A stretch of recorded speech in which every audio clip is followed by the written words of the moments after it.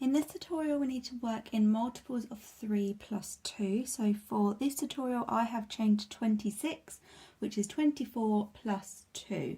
So for the first row we are going to start in the third chain from the hook, so not counting the chain on our hook, 1, 2 and 3, and we are going to make a single crochet in there. I am using US terms. In UK this is a double crochet, but for this tutorial I will be using US terms. So straight into that next stitch with a single crochet, and into the next one and the next one and the next one, all the way to the end. So once you have created your row of single crochets, I will meet you back and we'll move on to the next row together. So I've created my row of single crochet. It's a bit curly, so I'm just going to hold it. To move on to the next row we need to chain 3, 2 and 3, and then just turn our work over. So for this the first part of this row we are going to be working into this stitch here. So this chain 3 counts as 1 double crochet, and we need another one to make this cluster. So we're going to yarn over and we're going to insert right into the bottom of this chain 3, so this stitch here, very first stitch of the row, for 2 double crochet. Then we're going to skip 2, so we're skipping the next 2 stitches and working into that third here with a 3 double crochet cluster. So if you've made a granny square, this is a cluster that's worked in the exact same way. So 3 double crochets into that space. Then again we are going to skip 2 and work into the third with another cluster, and that is your repeat until you get to the end of the row.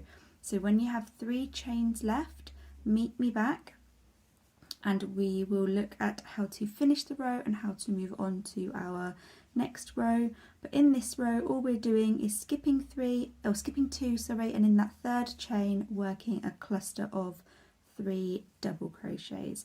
Now double crochet is a US term again. If you're working in UK terms, this is a treble crochet.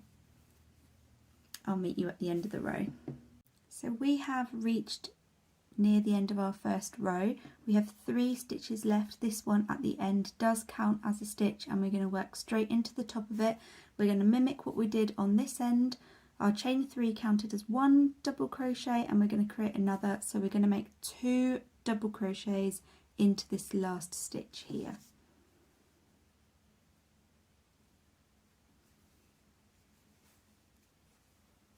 1 and 2. We are going to chain 3 and turn your work. Now if you wanted to change colour at the end of this row, you chain 3 in your new colour. I'll be changing colours at the end of my next row, so if you're a little unsure on how to change colour, then wait for that and I will show you there. In this row we are going to be working directly into these spaces that we made in between our clusters of 3. So just like a granny square, we're going to work in a similar way straight into those spaces.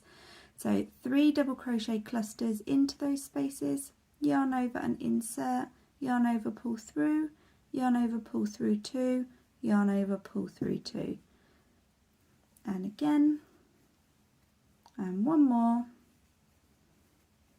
and we're going to repeat that in our spaces all the way to the end.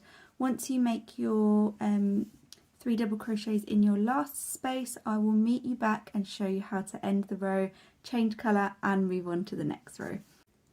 Once we've created our last cluster of 3 in our last chain space, we're actually going to work 1 more double crochet on this row, and that's going to be into the top of our chain 3 from the previous row. So you can see your chain 3, and if you yarn over and insert your hook into the top of it, that top chain, sometimes it's a bit of a struggle to get your hook under both loops. There you go. I'm going to be changing colour, so I'm going to start my double crochet, but I'm not going to finish it. Once I've got 2 loops left on my hook, I'm going to yarn over with my new colour, Then I am going to chain 3, 2, 3 and turn my work. Now I want to mimic row 2, so this is a 2-row repeat. So we've worked our first row here where we did 2 double crochet and then clusters, and then this one where we did 1 double crochet and clusters. I'm just going to snip off my blue yarn so it doesn't get in the way.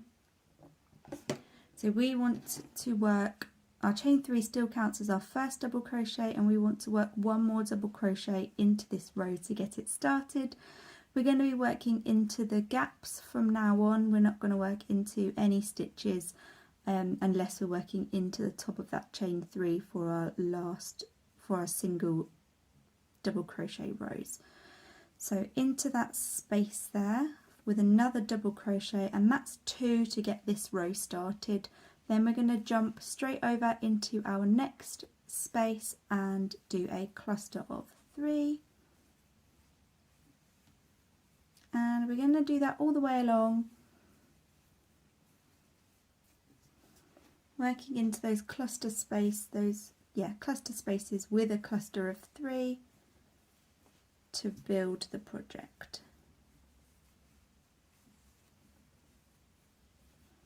So I'm going to meet you at the end again when we're nearing our last spaces to show you how to finish this row and move on to the next, and then I'll leave you to create your projects. To finish this row, we are going to work in the space between our cluster from the previous row and our chain 1 double crochet with 2 double crochet to mimic the start of the row.